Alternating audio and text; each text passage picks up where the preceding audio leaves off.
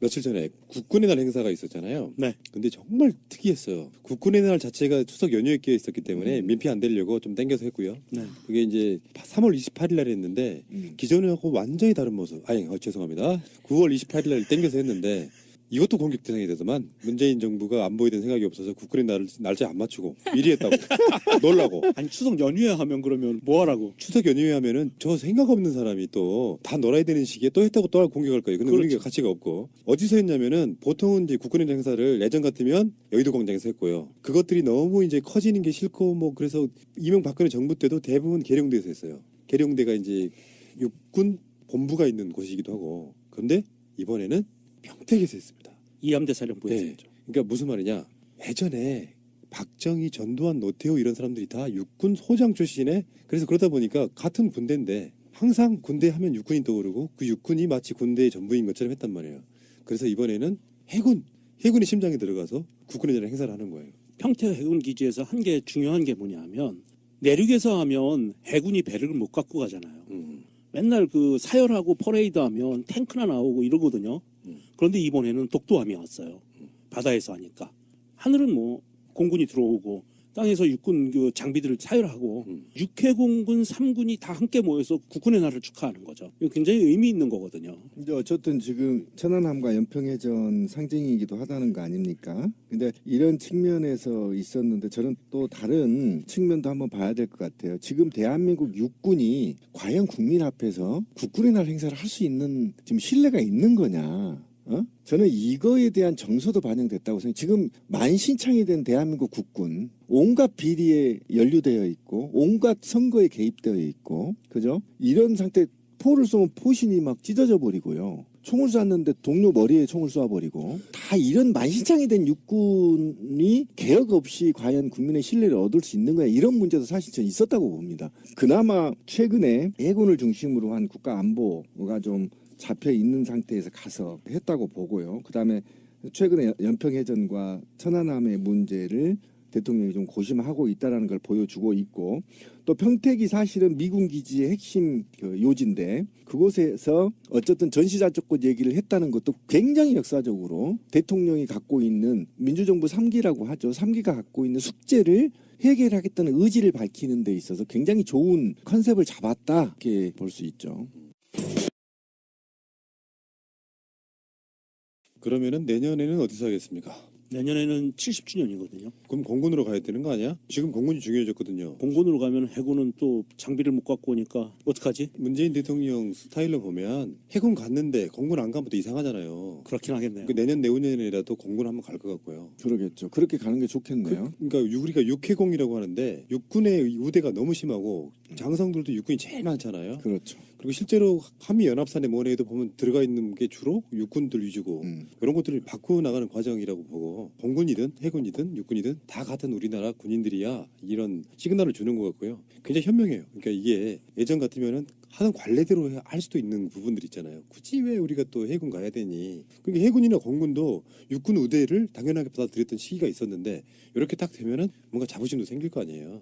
우리도 똑같은 군대로구나 이런 생각이 좀 들 것 같고요. 국군의 날 행사에서 문재인 대통령이 연설한 내용 중에 몇 가지가 그리고 행사 기획하고 행사에 나왔던 내용 중에 가슴을 쾅 치는 것이 몇 가지가 있었어요. 한 가지는 문재인 대통령이 이러한 그 연설을 합니다. 대한민국의 국군 장병 여러분들은 굉장히 소중한 존재다. 자신을 최대한 아껴서 군복무를 무사히 마치고 안전하게 사회로 나가는 것이 당신들의 임무다. 그래서 나와 국가는 그런 임무를 최선을 다해서 돕겠다라고 얘기를 해요. 장병들이, 사병들이 본인들의 생명과 목숨과 건강을 최대한 소중하게 생각하라는 이야기거든요. 그리고 군에 대해서도 얘기하는 겁니다. 장교들에 대해서도, 사병들에 대해서 홀대하지 말고 소중하게 여겨라. 그리고 부모님들에게 소중하게 다시 돌려줘라, 아이들을. 이런 이야기를 한 거였고요. 행사 맨 마지막에 제 가슴을 꽝 때린 거는 안중근 의사라고 우리는 배웠잖아요. 그런 안중근 의사를 소개하는 장면이 나오는데 공식적으로 이렇게 발언을 합니다. 안중근 장군이라고. 맞네요. 예. 역시 이제 개념. 예, 그래서 사회 보는 사람들이 그 발언을 하는데 안중근 장군의 뜻을 이어받아 이렇게 쭉 발언을 하더라고요. 그래서 그 장면에서 저는 가슴이 쾅 하고 울렸어요. 근데 이번 국군이라는 행사에서 이제 우리도 무기를 보여줬어요. 왜 그 북한도 가끔씩 사열하면은 어마어마한 미사일 무슨 무기들 막 쫙 하잖아요. 네. 퍼레이드를 하잖아. 네. 우리가 이런 거잖아요. 우리는 워낙 이제 전시 작전 통제권 이런 것이 없다고 미국에 의존하다 보니까 우리는 뭐 국방비를 북한 예산만큼이나 쓰는데 매년 40조씩 쏟아붓잖아요. 근데 우리나라를 대표할 만한 무슨 무기 같은 게 없는 것처럼 느껴졌잖아요. 그래서 실제로 우리나라 갖고 있는 최첨단 무기들을 다 보여줬습니다. 이게 이제 보도가 되고 그러면 힘의 균형에 대한 부분에 국민들도 좀 안심하게 되고 북한 쪽에서도 헐 저렇게 그 첨단의 장비들이 있어? 하는 뭐 이런 부분들. 그거 좀 효과가 있었던 것 같아요. 네. 제가 그날 그 생방송으로 봤었거든요. 항상 이렇게 방송하다 보면은 군대에 대한 비리 막 이런 것만 들으니까 전쟁 나면 잘 지켜줄 수 있겠어? 이런 생각이 암암리에 있었는데 물론 수리온이 나왔을 때는 저거 날아가다가 떨어지면 어떡하지?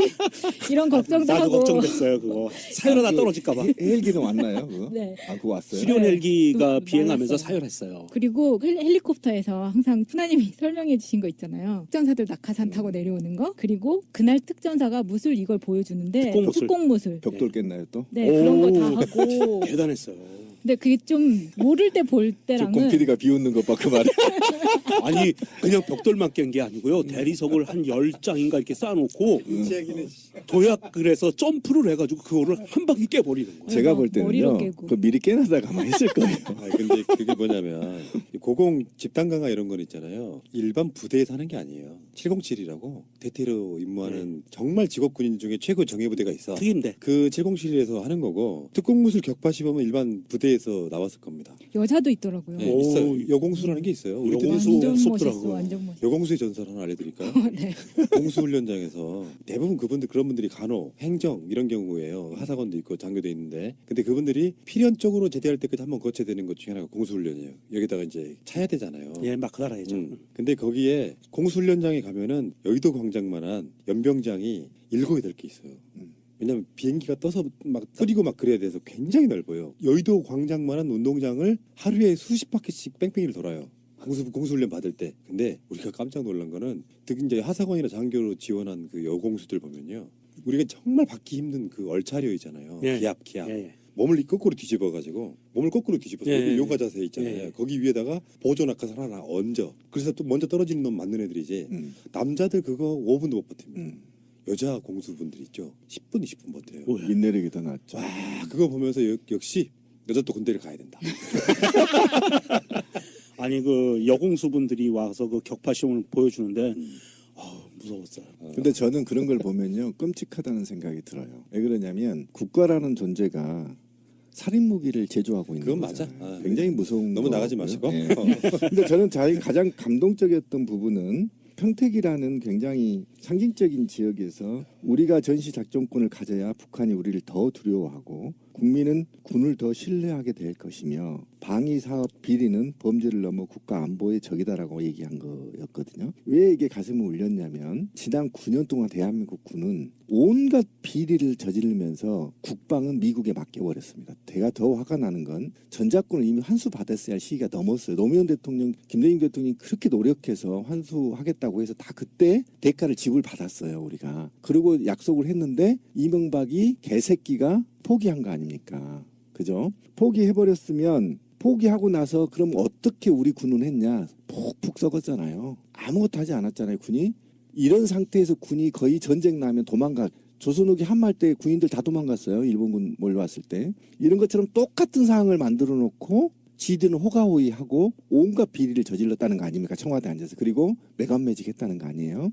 이거를 지금 척결하기 위해서는 두 가지 키워드를 뽑았는데 전시작전권과 방위산업 비리 범죄를 넘어 국가안보의 적이다라고 얘기하는 강한 의지를 보였다는 겁니다. 국가 북광배역을. 이런 측면에서 저는 정말 너무 좋고 여기도 미국에서도 반응이 지금 계속 일어나고 있죠. 이것과 관련해서 우리는 충분하게 대가를 치불했기 때문에 당장 다오. 저는 이렇게 들렸습니다.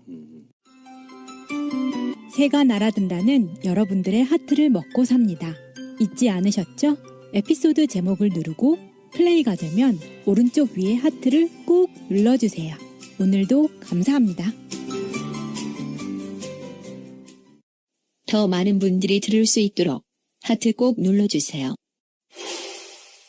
군대라는 것이 신민님 말씀처럼 궁극적으로는 불필요한 지구를 만들어야겠죠. 근데 현실적으로 각 국가의 이익이 공존하고 있고 미국이라는 가장 거대의 악도 있고요. 만만치 않은 또 다른 제2, 제3의 악들도 많이 있고 사실 전쟁이라는 측면에도 보면 우리나라도 꼭 선이라고 볼 수는 없는 것이죠. 자기 나라를 위한 군대가 존재하니까. 근데 안보요.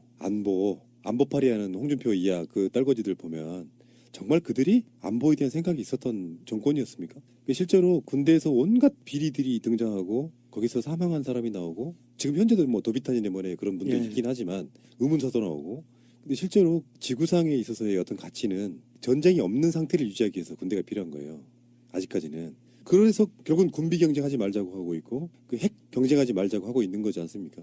그렇지만 할 건 해야 되고 그럴 때 진정하게 왜 국군의 날이다 보니까 또 한 번 떠오르는 게 이명박이 얼마 전에 페이스북 글도 쓰고 그랬지 않습니까? 그 당시에 대통령, 국무총리, 국정원장 무슨 국방부 장관은 차마 군 미필자를 임명할 수 없었겠죠. 좀 심하게 표현하면 국방부 장관과 여성을 제외한 모든 강요들이 군대를 안 갔다 온 그런 정부였습니다. 80몇 프로가 됐었죠. 그런 정도로 나라의 국방에 대해서는 사실 관심도 없던 자들이 정권에 올라가면 북한 파리에 가면서 계속해서 정권을 유지했단 말이죠.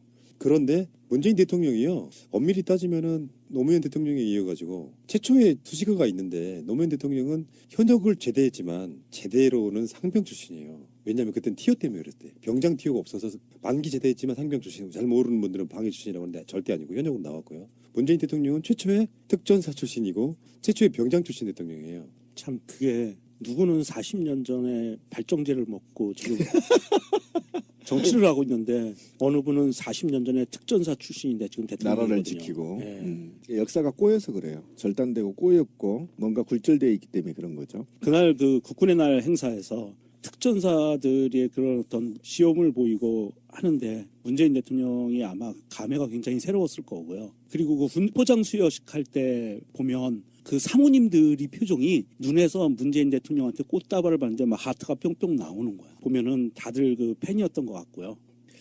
어쨌든 저희가 민주정부 김구를 중심으로 한 김구 주석이라고 하나요? 김구 주석부터 지금까지 쭉 내려온 민주정부의 우리가 말하는 정말 다물주의 이거의 승계라는 측면에서는 높게 평가하고 정말 우리 군대 장교들 식민성 좀 버려주시고요. 자국민의 목숨을 미국에 맡긴다는 게 말이 됩니까?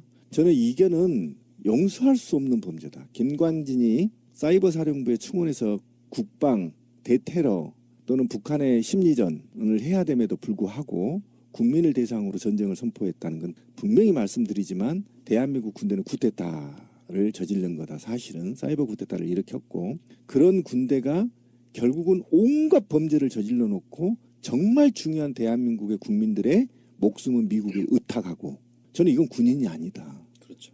이제 문재인 대통령의 정신을 이어받아 대한민국 장교들은 자존심 좀 살리고 제발 좀 대한민국 군인다운 구인 나라를 통째로 잃어버렸던 걸 기억해서 지금이라도 제발 불합리한 거는 대통령한테 건의하십시오. 월급 올려달라고 하고 우리 월급 올려준 비리 안 할게 약속하고라도 제대로 된 장교 대한민국 군대가 만들어지기를 정말 소원하고요. 문재인 대통령이 하자는 대로 좀 하세요. 장교들 반항하지 말고. 그리고 저는 이번에 새롭게 느낀 건데요. 기무사한테 권한을 준 국가보안법 권한 빼앗아야 된다고 생각해요. 저 깜짝 놀랐어요. 기무사 홈페이지 들어가서 한번 봤더니요. 국가보안법과 관련한 수사를 하게 돼 있어요. 이건 아닙니다. 그리고 민간인 수사는 철저하게 못하게 막고요. 군대 내부의 간첩 사건이나 기타 등등만 할 수 있도록 법 개정도 해야 되고 한두 가지가 아닙니다. 지금 왜 이런 권한들이 이들한테 가 있냐면 대한민국의 군사 쿠데타로 시작된 현대사 때문에 그렇습니다. 그들한테 엄청난 권한을 줬거든요. 모두 빼앗고요. 정상적인 국가로 만드는데 장교들이 앞장서라. 전 이 방송을 혹시나 우리 장교가 듣는다면 제발 부탁드립니다. 장교도 일반 장교들은 들을 수 있고요. 근데 예전에 왜 기억들 나요? 이번에 그런 관련된 뉴스가 나오면서 무슨 뉴스가 나왔냐면은 장교들이 그 당시 이명박 때 낙검수를 듣고 있었다는 거야.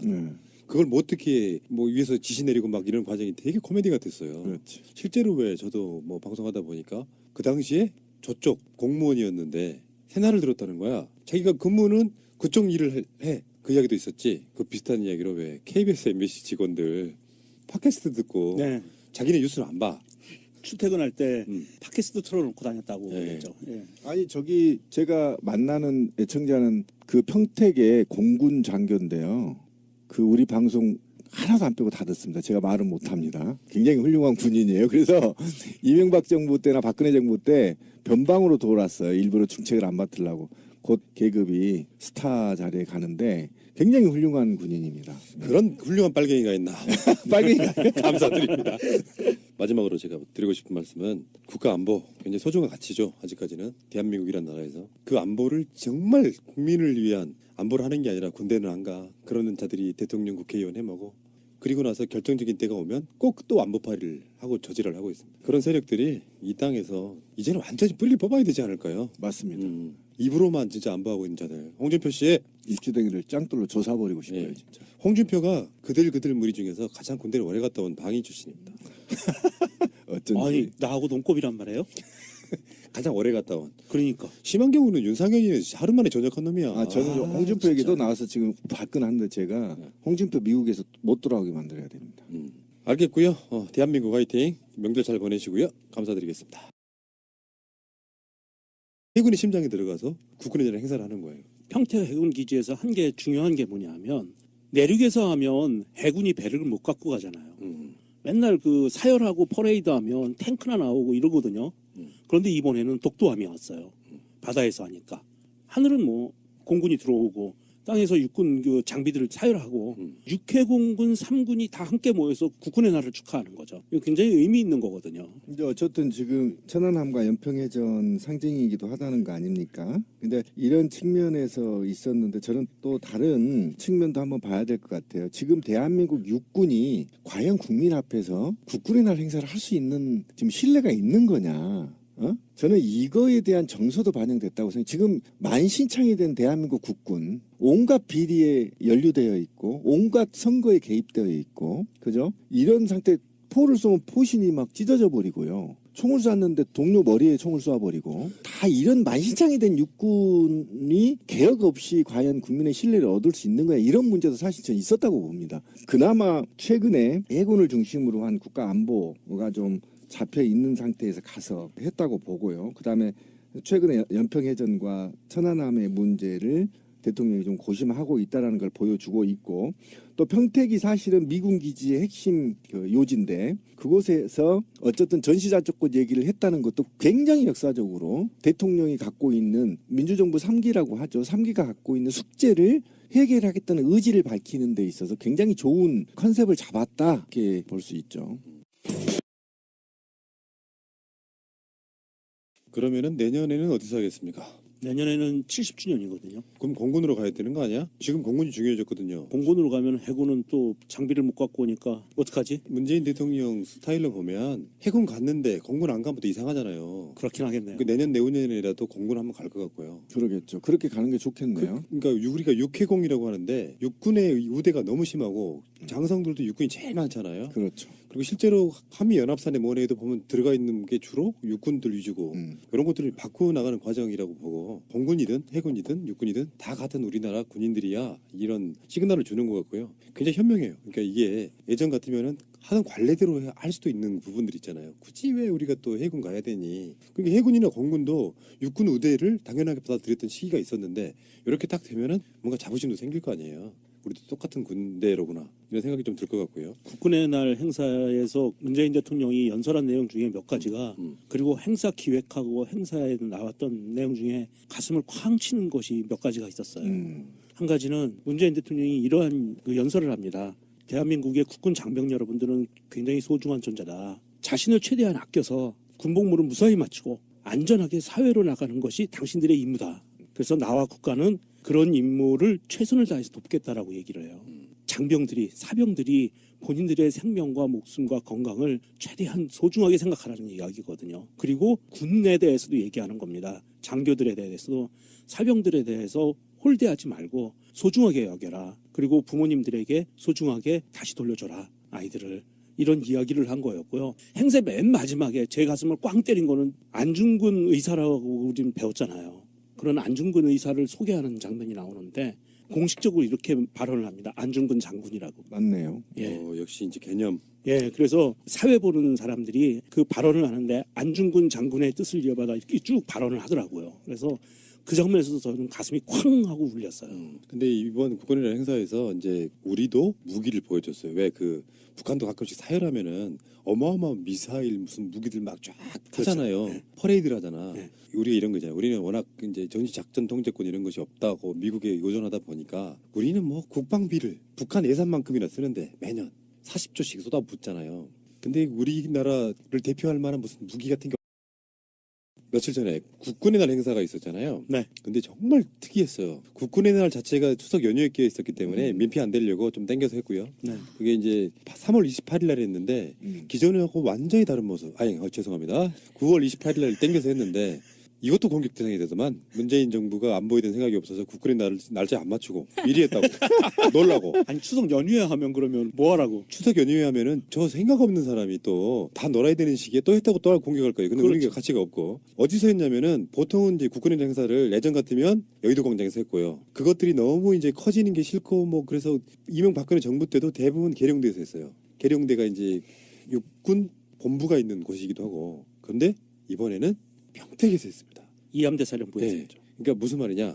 예전에 박정희, 전두환, 노태우 이런 사람들이 다 육군 소장 출신에 그래서 그러다 보니까 같은 군대인데 항상 군대 하면 육군이 떠오르고 그 육군이 마치 군대의 전부인 것처럼 했단 말이에요. 그래서 이번에는 해군